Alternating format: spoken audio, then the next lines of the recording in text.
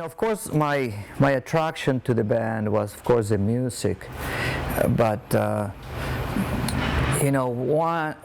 when an artist inspires you as much as the Ramones inspired people, they attract a very, very special kind of fan. Or the fans they attract them to such a level of intensity that the first fans, the first fans to follow, a certain artist are people that have their antennas very, very much working. That their intuition tells them that this artist is special. I may have been one of the first ones to feel that kind of attraction, but by all means, I wasn't the only one. I could tell after a while, after the first, maybe couple of months of shows at cbgb's, because once they started playing more and more and more often. Some of the faces started looking familiar, and some people would come and go, but there were a few just a handful of them that would be there most of the time, if not all the time. And and I would talk to, it was still a very small group, so you get to talk to each one of them, And so I had noticed this couple that, a guy and a girl, and you could tell they were a couple, I noticed them, and so I don't remember exactly the first day, but of course, I knew they were like hardcore fans. I mean, I could just see their faces, when the band was playing, and I knew that they were feeling what I was feeling. And this couple turned out to be Dennis and Lois. You felt this common bond, with people like that. So really fast, they became like, members of the inner circle. They were around, or they could be helpful. They wanted, and there was always something that they could give me a hand with, and that's how it started. At the very beginning, during the shows, I used to just sell the T-shirts, once we started selling the shirts, but also by then I was trying to get a little bit more elaborate on the lighting show, and the shirts were selling so well that sometimes I would just sell shirts at the beginning of the evening. Then come showtime, I would put the T-shirts away, and then do the light show. During the last song, I would leave all the lights on, come back, run out, and start selling shirts again. And so most likely it was one of those nights where Lois, I'm sure, said, we can wash the T-shirts for you, so you don't have to put them away, or we keep an eye, or, we'll start selling with you at the end, so you don't have to rush, etc., etc. And that's probably how it started, And so then I realized that, that they were trustworthy, and that they loved doing it, and that they were cool people to hang out with and to talk to. The T-shirt table was a really cool spot. It was a really cool spot. You talk to the fans. The fans, the T-shirts were so successful. Kids love. I mean, you should see. I remember, and it still happens. It still happens. Like lately, for instance, when I do the Warped Tour, or I do other festivals in Europe, and I have a T-shirt booth, a Ramones T-shirt booth, and kids walk in and they don't expect to see Ramones T-shirts, and you look at their faces. This happens all the time in the Warped Tour. They go like, "What? Ramones T-shirts?" I mean, that's how it is. That's the reaction, So the T-shirt table was always a very cool place to be.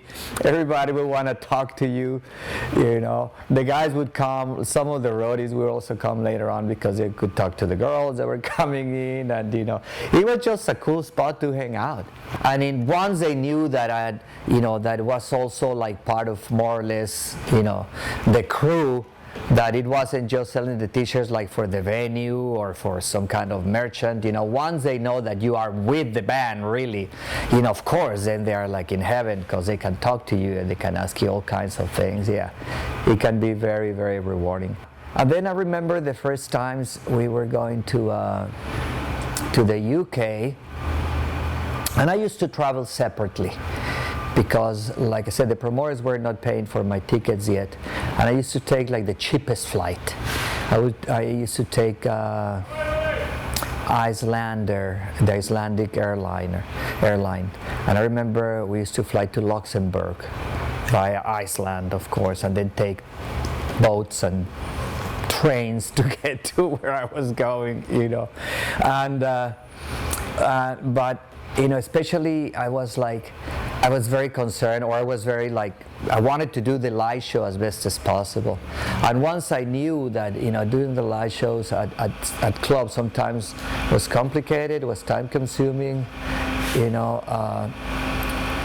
I thought, and I think I'm sure it was their idea.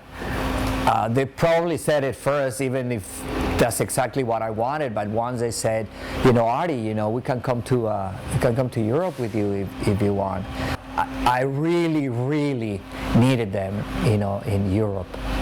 So, but I couldn't dream. I couldn't think that that they would make it, because they had real lives, they had jobs, and and I thought it was too much to ask. But they did. They came to Europe in the first times, and it was just perfect for me. It was ideal. The band loved them, the band liked them. Everybody was like, cool with it. It was great. It was a lot of help for me. Probably by the second time we were in the UK, things start picking up really fast. By the 77, during 77 we got to Europe twice. And we, by then, it really started picking up really fast. The crowds were way bigger, the venues were bigger. That's in late 77.